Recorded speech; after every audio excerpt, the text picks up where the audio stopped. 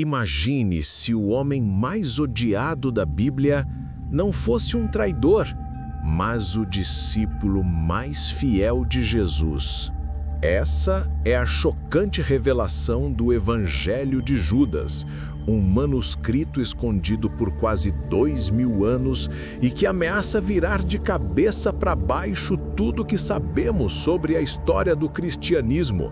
Encontrado em meio às areias do Egito, esse texto perdido apresenta uma versão completamente diferente dos eventos da última ceia, do sacrifício e até da própria natureza de Deus.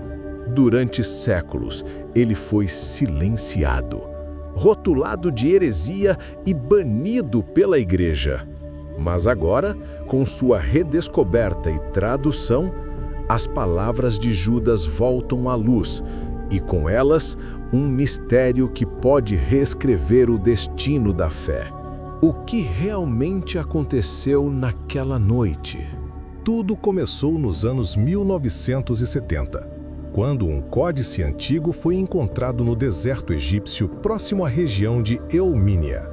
Escrito em copta, uma língua derivada do egípcio antigo, o manuscrito ficou esquecido em cofres, mercados de antiguidades e até em mãos de contrabandistas. Era o chamado Códice Chacós.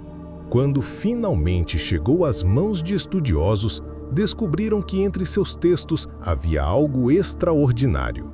Um evangelho atribuído a Judas Iscariotes.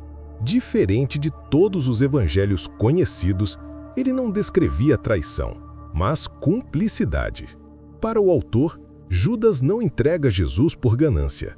Ele o obedece por amor e entendimento superior. O texto descreve diálogos secretos entre os dois, onde Jesus revela verdades ocultas sobre o universo e o destino da humanidade. Esse evangelho não surgiu por acaso. Foi parte da tradição gnóstica, uma corrente cristã primitiva que via a salvação como conhecimento, não submissão. E é justamente esse conhecimento proibido que faz do Evangelho de Judas um artefato tão temido quanto fascinante. Mas afinal, quem queria tanto esconder essa história? Para entender o Evangelho de Judas, é preciso compreender os gnósticos, grupos de cristãos dos primeiros séculos que acreditavam que o mundo material era uma prisão criada por entidades inferiores e que a verdadeira divindade estava além, em um reino de pura luz. Para eles, Jesus não veio apenas salvar pela fé, mas libertar pela sabedoria. Nesse contexto, Judas não seria o traidor, e sim o escolhido. Segundo o texto, ele teria sido o único discípulo capaz de compreender o verdadeiro propósito do Mestre, libertar o Espírito de Jesus de seu corpo carnal. Assim, o ato de traição seria na verdade uma obediência divina. Os gnósticos viam o mundo como um palco de ilusões e só quem conhecia o segredo poderia despertar. Essa visão ameaçava profundamente a ortodoxia cristã que se consolidava em Roma, pois colocava o poder da revelação pessoal acima da autoridade da Igreja. A ideia de que Judas seria o portador de um mistério sagrado era intolerável. Mas, o que mais esse evangelho revela sobre o destino dos apóstolos e o próprio Jesus? Nas passagens mais enigmáticas do Evangelho de Judas, Jesus ri dos outros discípulos por não entenderem quem ele realmente é. Ele fala de reinos além das estrelas, de anjos e gerações celestes, e de um conhecimento que transcende toda religião. A narrativa sugere que Judas, ao entregar Jesus, cumpre uma profecia espiritual, permitindo que o Cristo se liberte do corpo físico e volte ao seu verdadeiro domínio divino. Isso contrasta com os evangelhos canônicos, onde Judas é movido pela cobiça. Aqui, ele é o único que entende a verdadeira missão. O texto também descreve visões místicas, tronos, luzes eternas e o papel das almas na criação. Tudo isso faz o Evangelho de Judas soar como uma revelação cósmica e não apenas um relato histórico. Quando estudiosos modernos traduziram o texto no início dos anos 2000, perceberam que ele tinha o poder de abalar séculos de dogma. O que antes era heresia, agora se tornava uma janela para o cristianismo esquecido. Mas, seria esse texto uma verdade revelada ou uma armadilha espiritual? Desde sua descoberta, o Evangelho de Judas dividiu teólogos, historiadores e fiéis. A Igreja Católica rejeitou o texto como uma invenção tardia, escrita por heréticos para distorcer a fé.